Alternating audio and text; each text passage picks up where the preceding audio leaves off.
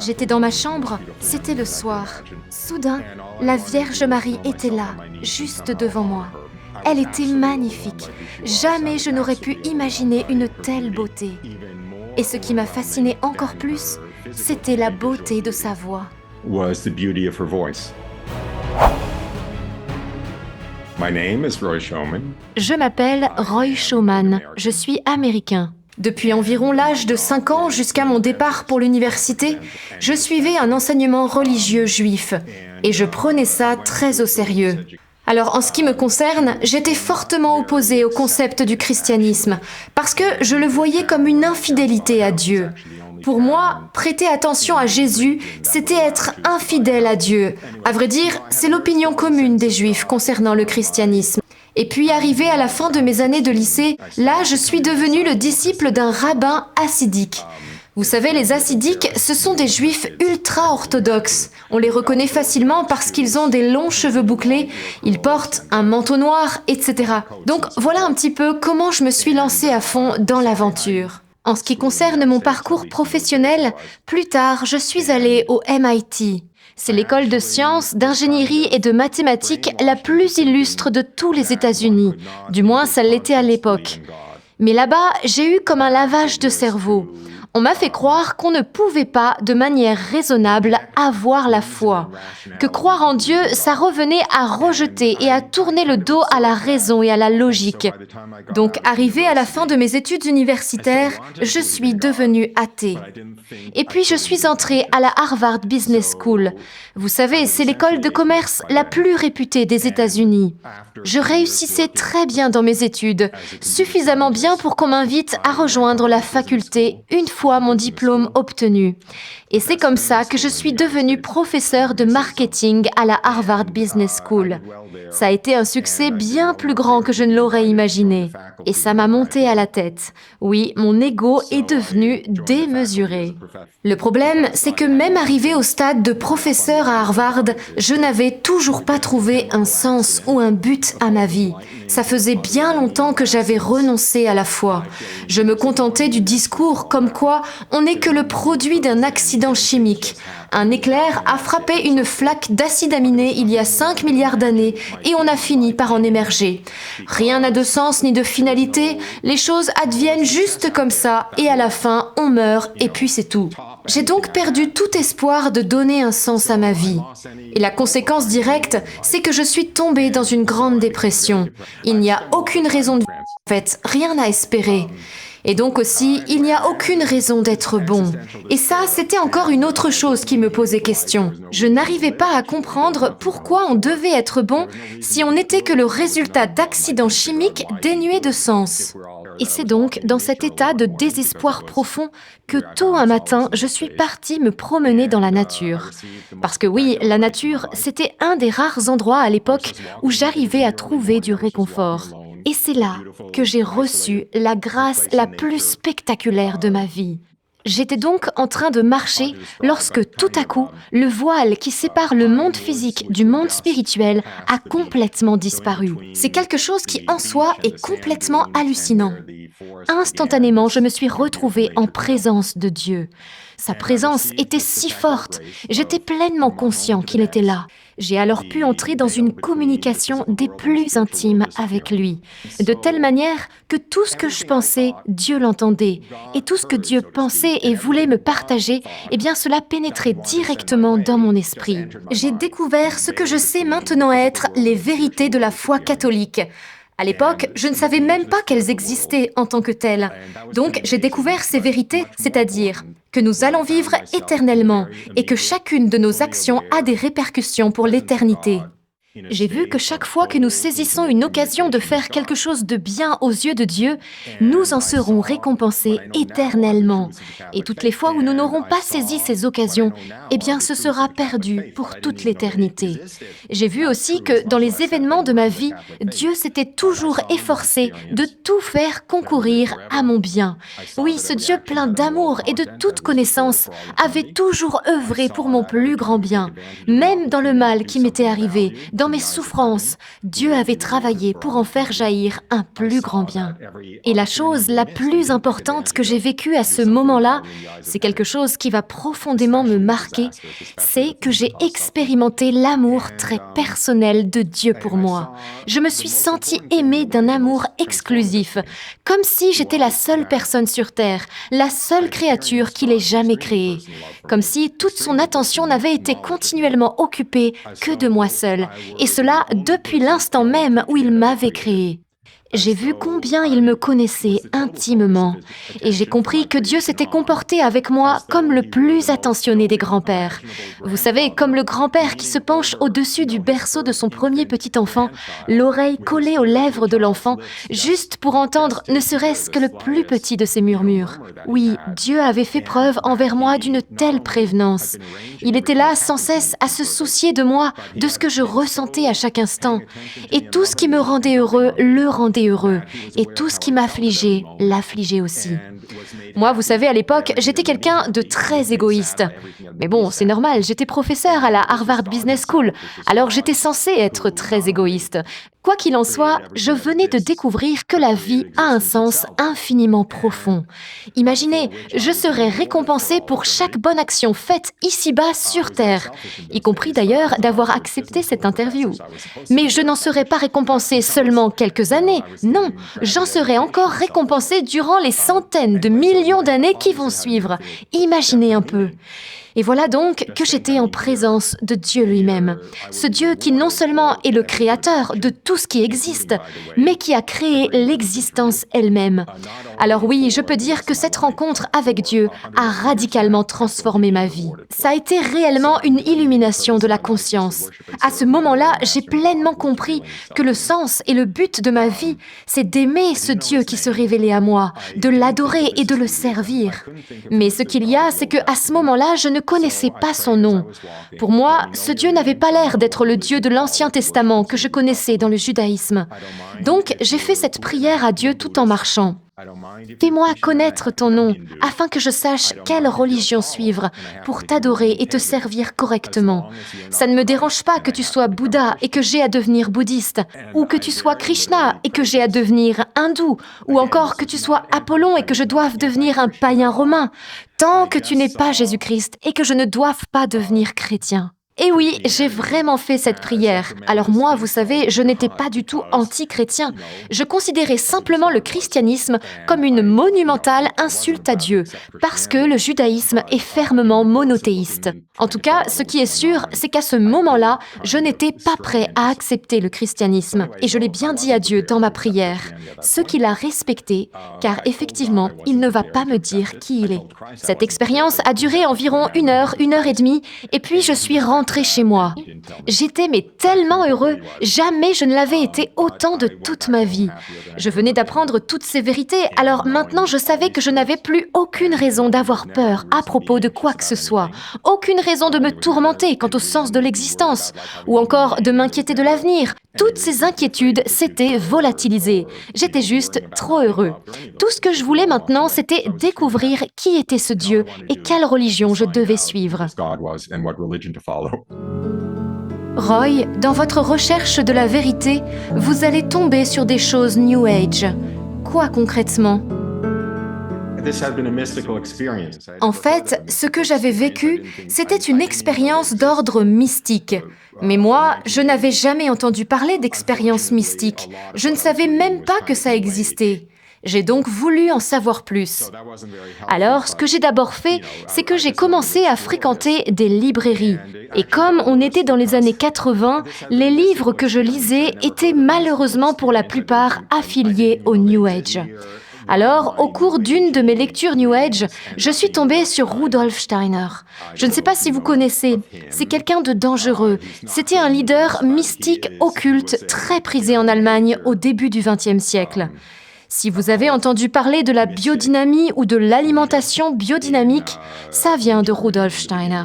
Et si vous avez entendu parler des écoles Waldorf, ça vient aussi de lui. Tout ça, c'est très mauvais. C'était un mystique occulte très prolifique. L'anthroposophie, c'était la pseudo-religion de Rudolf Steiner.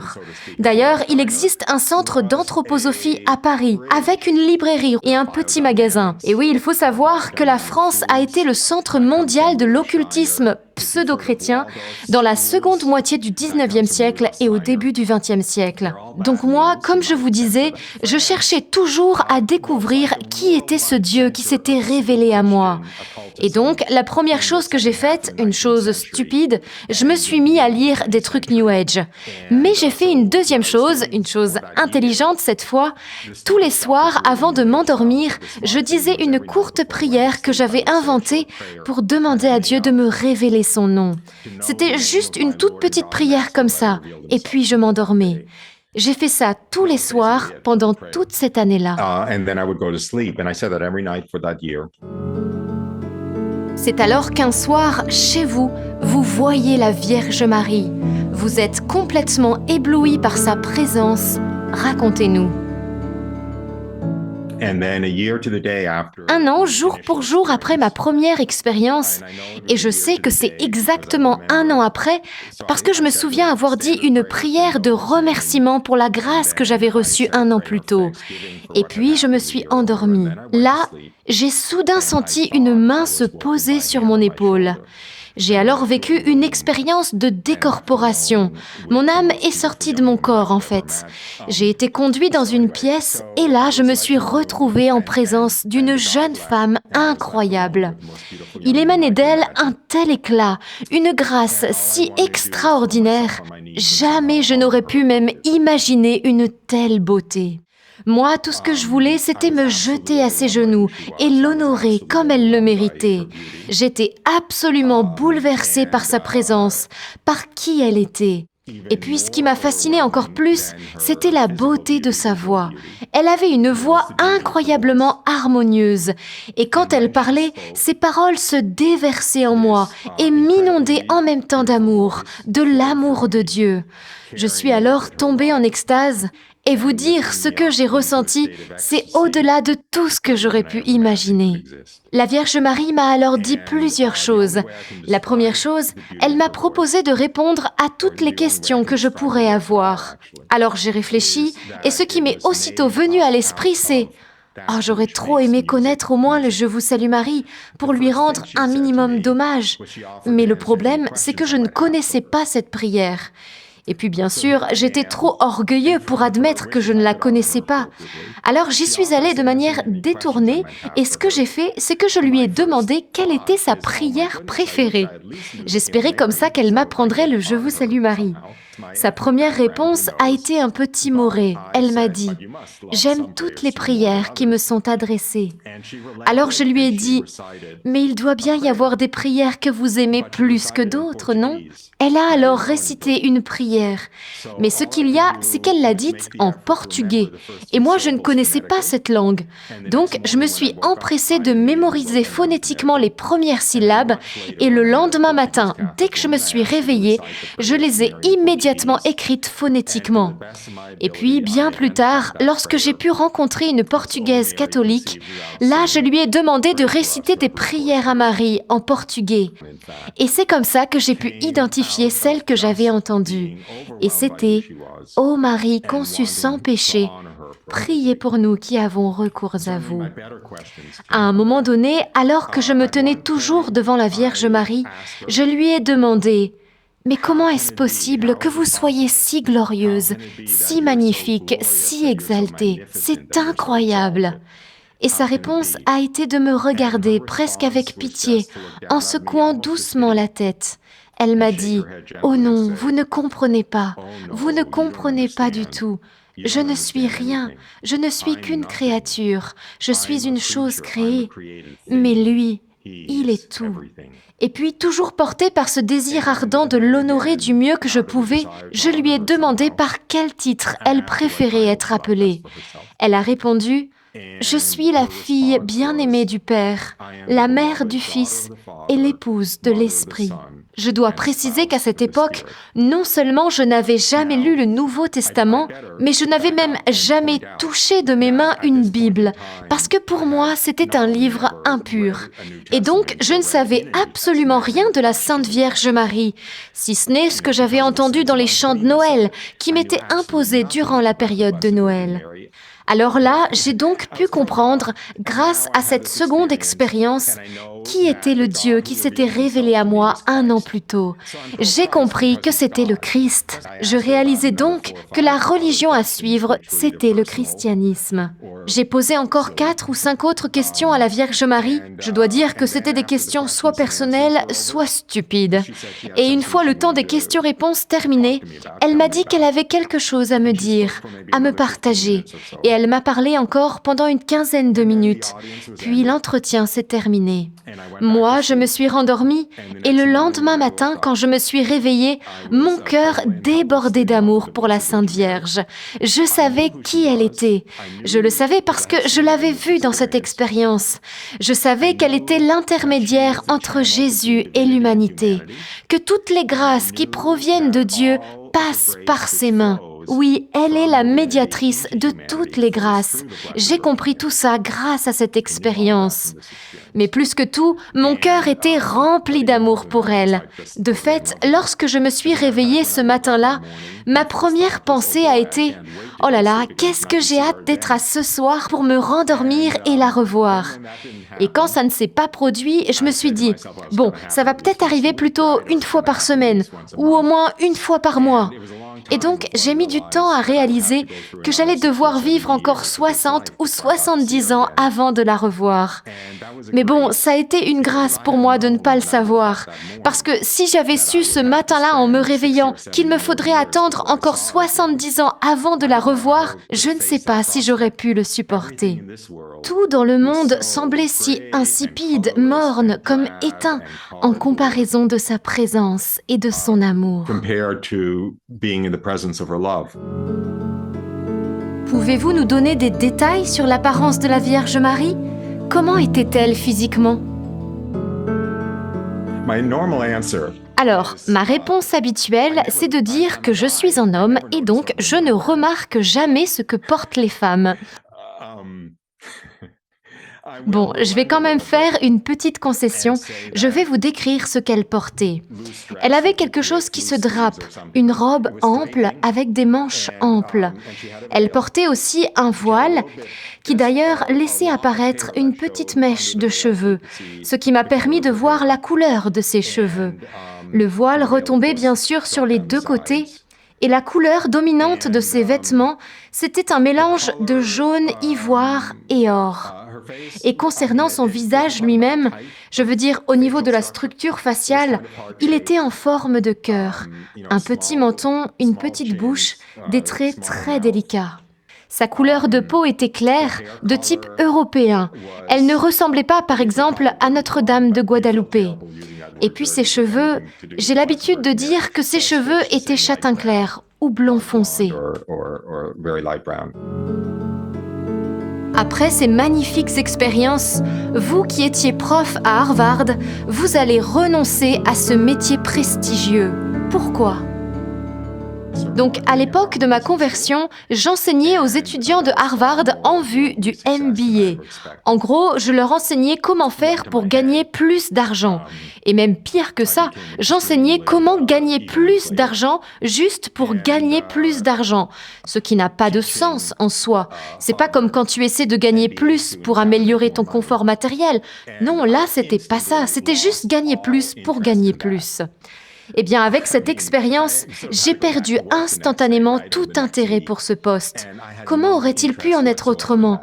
Quand on prend conscience qu'on vit éternellement et que la vie a une importance inconcevable, comment s'intéresser encore à l'argent ? Et puis le marketing, vous savez, c'est manipuler les gens et prendre la main sur leur libre arbitre. J'ai donc perdu tout intérêt pour tout ça. Et ça m'a conduit à un potentiel de carrière à long terme beaucoup moins favorable, si vous voyez ce que je veux dire. Parce que oui, beaucoup à l'école ont remarqué que j'avais changé. En fait, tous ceux qui vous entourent pensent que l'argent est la chose la plus importante au monde.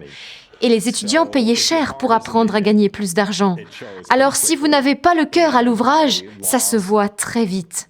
Et c'est comme ça que j'ai perdu la plupart de mes amis de la faculté, et également le soutien bureaucratique et administratif, je pourrais presque dire politique, des membres de la faculté qui me soutenaient encore jusque-là. J'ai fini par quitter Harvard environ 2 ou 3 ans après mon expérience. Roy, à cette période-là, même si vous avez rencontré la Vierge Marie, vous n'êtes pas encore catholique pour autant.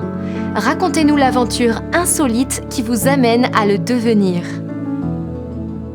Moi qui habite aux États-Unis, j'ai tout proche de chez moi un sanctuaire dédié à Notre-Dame de la Salette.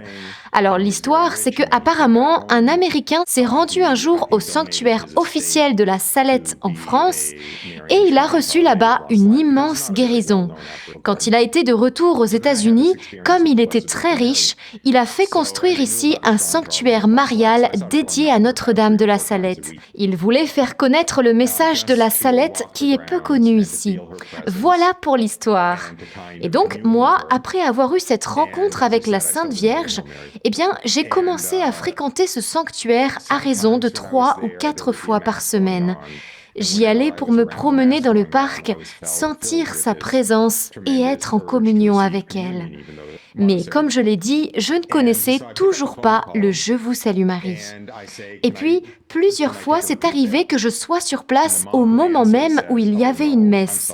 Eh bien, à chaque fois que je me trouvais à proximité d'une messe, je ressentais soudain une envie énorme de recevoir la communion, même si je ne savais pas ce que ça représentait. Et puis un jour, une dame au sanctuaire de la Salette m'a suggéré de partir en France faire une retraite chez les Chartreux. Je lui ai demandé « Mais pourquoi devrais-je aller voir les Chartreux ?» Alors, elle m'a expliqué un peu qui ils étaient. C'est vrai que moi, j'avais eu toutes ces expériences étonnantes et j'avais toujours des questions à ce sujet. Alors, quand elle m'a parlé des Chartreux, je me suis dit « Ok, je pense que c'est une bonne idée parce que ces types sont probablement des mystiques puisqu'ils vivent dans la solitude, en silence et qu'ils ne dorment jamais une nuit d'une traite. Donc je vais bien trouver quelqu'un là-bas qui pourra m'éclairer et m'en dire plus sur ce qui m'est arrivé. » J'ai donc appelé le monastère des Chartreux et j'ai dit « Est-ce que je peux faire une retraite chez vous ?»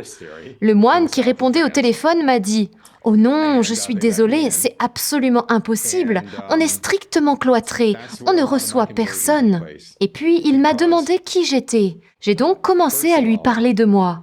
Et je remarquai que sa voix s'adoucissait. Alors je lui ai dit « Est-ce que vous voulez que je vous écrive une lettre ?» Il m'a répondu « Excellente idée, écrivez-moi une lettre. » Je lui envoie donc ma lettre et là, il me répond par écrit « Vous êtes le bienvenu à tout moment. » Ce que je ne savais pas en fait, c'est qu'il y a une exception à la règle de non-accueil des visiteurs, lorsqu'ils pensent qu'il s'agit d'une vocation. Me voilà donc, moi toujours juif, en partance pour la France. Ils me font entrer et c'est là qu'une partie importante de ma conversion va avoir lieu. Parce que oui, il faut savoir qu'en arrivant, j'avais beau savoir qu'il fallait que je devienne catholique, j'étais encore réellement anti-catholique dans mon cœur. La première chose qu'ils ont faite, c'est de me donner une chambre. Alors, pour vous expliquer la règle de vie des Chartreux, les Chartreux vivent en silence, dans la solitude, dans une cellule individuelle et ils sont cloîtrés. Ils ne prennent qu'un seul repas par jour, à midi. Ils ne dorment jamais une nuit complète d'une traite. Ils dorment environ de 20h30 à 23h30. Ensuite, ils se lèvent et restent éveillés pendant 2 heures. Là, ils vont se rendre ensemble à la chapelle pour chanter les matines. Et puis, ils se rendorment pendant 2 à 3 heures. Et à nouveau, ils se lèvent, pour de bon cette fois, et ils vont à la messe et au laude ensemble. Après ça, ils retournent dans leur cellule et passent le reste de la journée dans la solitude. Chacun a un travail à faire et il se fait généralement dans la cellule personnelle, dans un petit coin aménagé en atelier. Alors ils ne mangent pas ensemble et s'ils se croisent dans un couloir, ils sont censés baisser les yeux, ne pas se regarder dans les yeux. Le repas leur est apporté jusqu'à leur cellule et laissé dans un trou dans le mur. Ils ne voient donc même pas le moine qui leur apporte le repas. En ce qui concerne la nourriture, c'est pas vraiment de la bonne cuisine française. Je dirais qu'elle les maintient en vie et qu'elle est saine, mais elle n'a vraiment rien d'extraordinaire. Donc voilà, ce qu'on peut en conclure, c'est qu'ils mènent une vie ascétique. Alors moi, tous les jours, le prieur venait jusqu'à ma chambre pour voir si j'avais des questions auxquelles il pourrait répondre. En gros, il me proposait ce qu'on appelle un accompagnement spirituel. Il était au courant que je n'étais pas catholique, mais juif. Mais est-ce qu'il savait à quel point j'étais anti-catholique? Ça, je ne pense pas. Quoi qu'il en soit, il venait frapper à ma porte tous les jours après le déjeuner. J'ouvrais la porte, il entrait et il me demandait: avez-vous des questions à me poser? Et il m'arrivait de lui poser des questions auxquelles il répondait, et puis il s'en allait. Moi, je m'attendais toujours à ce qu'il me fasse un discours de commercial pour essayer de me vendre le catholicisme, mais rien. Alors moi, au bout de 3-4 jours, je n'y tenais plus. Quand il est revenu la fois d'après, à peine il a commencé à frapper à la porte que je l'ai ouverte violemment et je lui ai crié en plein visage: alors, vous n'allez toujours pas me dire pourquoi il faut que je devienne catholique? Et lui, il est resté là, secouant la tête en me disant: oh non, pas du tout. Tout ce que je vous demande, c'est de garder les yeux grands ouverts et d'être honnête avec vous-même sur ce que vous observez. Tout le contraire de ce que j'avais toujours entendu dire à propos de l'Église catholique, à propos de sa lourdeur, de son manque de respect pour le libre arbitre, les conversions forcées, etc., etc. Mais lui là, il était tout à fait paisible et il avait saisi de toute évidence que Dieu avait commencé quelque chose en moi et qu'il le continuerait. Alors à ce moment-là, une pièce centrale de la forteresse intérieure que je m'étais érigée à l'encontre de l'Église catholique venait de s'effondrer. Quelques jours après, j'ai décidé de rejoindre le chœur des moines au milieu de la nuit. Je me suis donc levée à 23h30 et je me suis joint à eux dans les stalles du chœur pour chanter les matines. En fait, les moines chantaient les psaumes. Et les psaumes, c'est quoi? Eh bien, c'est du « Jérusalem, que ma langue s'attache à mon palais si je t'oublie » ou encore « Colline magnifique, joie de la terre entière, mont de Sion, tu es le véritable nord, la demeure de Dieu ». Alors moi, quand j'ai entendu ça, je me suis mis à regarder à gauche et à droite, j'observais ces hommes et je me suis dit: mais tous ces types veulent être juifs? Et ça a été la deuxième étape de ma conversion à l'Église catholique. De comprendre que l'Église catholique se considère comme la continuation du judaïsme à partir de la venue du Messie. Alors voilà, c'était tout le contraire de ce que j'avais imaginé. Et puis, il y a autre chose qui a joué un grand rôle dans ma conversion, et ça a été la plus inestimable de toutes les grâces. Si on m'avait dit avant de venir ce qu'était la vie des Chartreux, à quel point elle est inconfortable et pleine d'ascétisme à tout niveau, nourriture, manque de sommeil, dépouillement, le fait aussi qu'il n'ait la permission de prendre qu'une douche par semaine, enfin bref, tous ces sacrifices, la souffrance, l'abnégation, la mortification, etc. Si j'avais su tout ça avant de venir, je me serais vraiment attendue à rencontrer un ramassis de vieillards grincheux et mal lunés. Mais c'était pas du tout le cas. Au lieu de ça, j'ai découvert en arrivant une bande de moines qui couraient dans tous les sens, comme des enfants de classe maternelle, avec un sourire en coin à la limite d'éclater de rire. Autrement dit, ils témoignaient d'une joie, d'un amour et d'une paix que je n'aurais jamais imaginé avec ce genre de vie. Et j'ai compris que la source de cet amour et de cette joie, c'était Dieu et la Vierge Marie. Et c'est comme ça que quand j'ai quitté le monastère, mon amour et mon désir d'être avec la Vierge Marie s'étaient transformés en désir d'entrer dans l'Église catholique. Alors, je dois dire qu'il y avait encore une dernière chose qui me gênait dans l'Église catholique. C'était ce qu'on enseigne au sujet de l'éternité de l'enfer. Pour moi, ça, c'était la chose la plus difficile à accepter. J'étais d'accord avec le fait que l'enfer existe et qu'il soit une punition bien méritée, ok. Mais dire qu'il est éternel, ça ne passait pas. Jusqu'au jour où, environ 3 ans après mon entrée dans l'Église catholique, j'ai suivi une retraite ignatienne silencieuse de 30 jours. Là-bas, j'avais un accompagnateur spirituel qui était un saint prêtre. Et j'ai abordé le sujet avec lui, en lui expliquant que bien sûr je croyais en l'existence de l'enfer, mais je ne pensais pas qu'il soit éternel. Il était horrifié. C'était un prêtre d'une grande candeur, vous savez, d'une grande pureté, le genre d'homme que Dieu appelle au sacerdoce quand il a 16 ans ou 4 ans, quelque chose comme ça. Donc oui, il avait l'air totalement horrifié et il m'a dit « Comment ça, c'est pas pour toujours?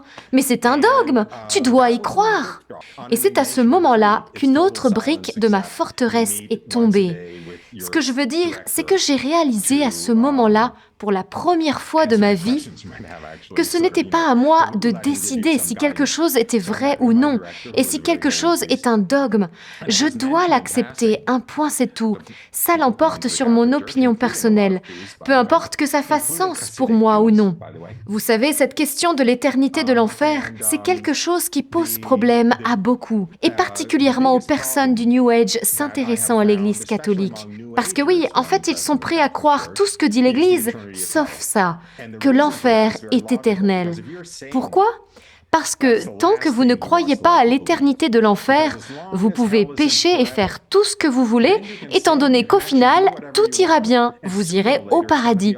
Et donc, si l'enfer n'est pas éternel, le bien ou le mal, ça n'a pas d'importance. Et ça, c'est ce que Satan voudrait nous faire croire. Vous êtes maintenant devenu un fervent défenseur de la foi catholique, tout en gardant votre esprit scientifique et cartésien. En quoi peut-on dire que science et foi ne s'opposent pas ? Alors, comme je l'ai raconté dans mon témoignage, j'ai perdu la foi en Dieu quand j'étais au MIT, l'Institut de technologie du Massachusetts, à cause de la vision pseudo-scientifique du monde qui est véhiculée là-bas. Selon cette vision, Dieu n'est qu'une superstition que l'homme aurait inventée pour tenter d'expliquer les choses. Mais heureusement, la science est arrivée et elle a pu apporter les véritables réponses aux questions de l'être humain. Et s'il y a des questions auxquelles la science n'est pas capable de répondre aujourd'hui, elle pourra le faire dans 5 ans.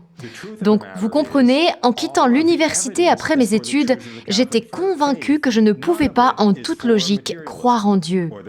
Mais la vérité, c'est que tout nous prouve que la foi catholique est la vérité.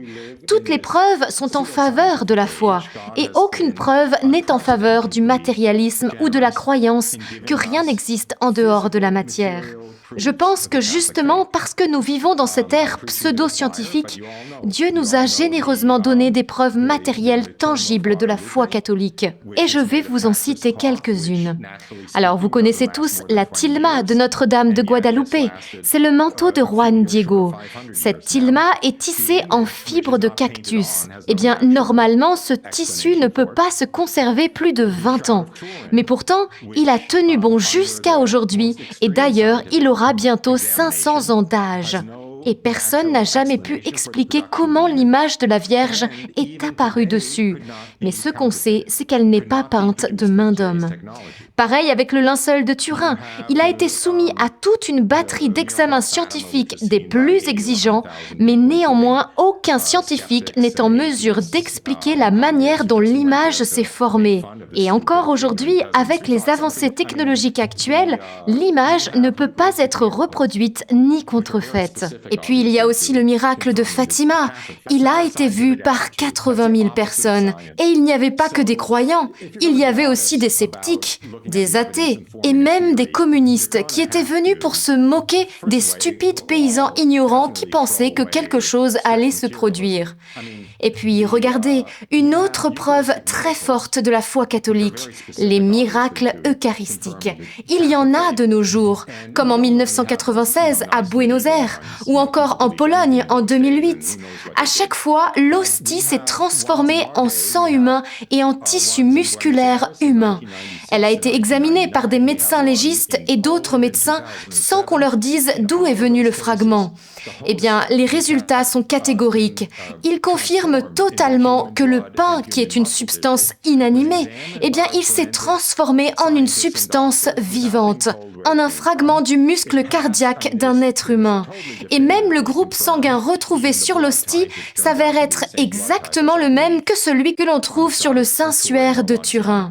C'est incroyable. Et vous savez, sur l'un des fragments qui a été examiné au microscope électronique, on voit qu'une partie de l'hostie a gardé l'aspect du pain et l'autre partie de cette même hostie est réellement devenue un tissu musculaire humain. Et ça, vous pouvez le voir en ligne sur Internet. On voit au microscope électronique comment les cellules se sont progressivement métamorphosées de cellules de pain en cellules de muscles humains. Encore une fois, c'est impossible à contrefaire, même si on le voulait. Donc vraiment, on n'est pas obligé d'adhérer à la foi catholique, mais il n'y a pas de théorie plus crédible que la foi catholique. More credible theory than the Catholic faith. Roy, revenons sur votre enfance. Avez-vous trouvé dans le judaïsme ce que vous cherchiez spirituellement et la réponse à vos questions ? Je dois dire que j'ai eu un attrait très prononcé pour Dieu dès ma plus tendre enfance. J'étais donc très dévot et pieux quand j'étais petit. En fait, tout l'environnement dans lequel je vivais était juif. Pour le dire autrement, tous mes amis étaient juifs, tous les amis de mes parents étaient juifs aussi, et ainsi de suite. Parce qu'à cette époque, les juifs n'étaient pas spécialement bien acceptés. Alors on restait entre nous. D'ailleurs, la ville où mes parents avaient acheté leur maison était de fait la seule ville de la région autorisant l'achat de maisons par des juifs. Puis en grandissant, j'ai commencé à ressentir une sainte impatience à l'idée de faire ma bar mitzvah. Alors la bar mitzvah, c'est l'équivalent de la confirmation chez les catholiques. Ça se fait vers l'âge de 13 ans, il y a une cérémonie à la synagogue et après, on fait la fête. Je pensais qu'à partir de là, j'allais entrer dans une relation bien plus intime avec Dieu. Je pensais que ce serait un moment clé. Mais en fait, rien ne s'est passé. Alors cette fête, ça a été pour moi l'un des moments les plus affligeants de toute mon enfance. Et à partir de là, je me suis dit que certainement je connaîtrais le véritable sens de la vie plus tard, quand j'obtiendrai mon permis de conduire, ou quand j'entrerai à l'université, ou encore lorsque j'aurai une petite amie, et ainsi de suite. Il y a donc eu toute une période entre ma bar mitzvah et mon poste de professeur à Harvard, où j'espérais trouver un sens à ma vie par le biais d'activités et de succès profanes. Que voulez-vous dire à ceux qui vous regardent maintenant ? First of all, Tout d'abord, j'aimerais m'adresser à ceux que nous, aux États-Unis, nous appelons les catholiques de souche ou les catholiques de naissance. Eh bien, j'aimerais vous dire que tout est vrai dans ce que l'Église nous enseigne. Tout est vrai. Nous allons vivre pour toujours. Et l'avenir que Dieu nous réserve dépasse tout ce que l'on peut imaginer en matière de bonheur et de perfection. On vit ici-bas une poignée d'années, disons peut-être 105 ans, 110 ans tout au plus. Et après ça, on vit pour toute l'éternité. Mais attention, notre éternité dépend entièrement de la manière dont nous passons ces 80, 90 ou 100 ans de vie sur Terre. Donc vraiment, en sachant tout ce qui nous attend après, ce serait fou de vouloir échanger notre éternité de bonheur contre quoi que ce soit de la Terre. Comme l'a dit Sainte Thérèse d'Avila, lorsqu'on arrivera au paradis, on se rendra compte que la pire des vies sur Terre, une vie remplie des pires souffrances, n'est finalement rien de plus qu'une mauvaise nuit passée dans un piteux hôtel ou dans une mauvaise auberge. Et donc vraiment, la seule chose à faire sur cette terre qui soit sensée et salutaire, c'est de tout considérer avec l'optique de l'éternité. Mais j'imagine que si vous faites partie de cette communauté NDML avec ses 50 000 priants, vous le savez en toute connaissance de cause. Quoi qu'il en soit, je vais vous lire maintenant un extrait de mon livre « Le miel du rocher » et notamment, je vais vous lire ce qu'a dit un autre juif converti au catholicisme, Charlie Rich, qui était un hassidique. Je vous cite ses propos. « Il aurait été vain, en ce qui me concerne, de venir au monde si Dieu n'avait pas eu la bonté de m'accorder la grâce d'être membre du corps mystique du Christ, qui est l'Église de Rome. Je suis devenu catholique pour vivre heureux, non seulement pendant quelques années, mais pour toujours et à jamais. Je suis devenu catholique pour avoir la grâce de participer un jour à la béatitude des anges et des saints dans la vie à venir. Ce n'est pas pour cette vie seulement que nous sommes catholiques. Je vous cite un autre passage. « C'est en vue du paradis et de la félicité ineffable que je deviens catholique. Et aussi ce passage, l'Église de Rome nous donne Dieu lui-même. Elle le fait dans toute sa plénitude. Pas de plus grand cadeau qu'un être humain puisse espérer recevoir. C'est à l'Église qu'il nous faut nous adresser pour faire l'expérience de Dieu dans la plénitude alors que nous cheminons encore sur cette terre. Et je pourrais encore continuer encore et encore. C'est un livre de 300 pages disponible chez votre libraire. At your local bookseller. Un mot de la fin? I love the Mass. I love the Mass. J'aime énormément la messe, j'aime aussi l'oraison, je récite le chapelet, et puis j'aime parler à Dieu et à la Vierge Marie, même quand elle me dispute.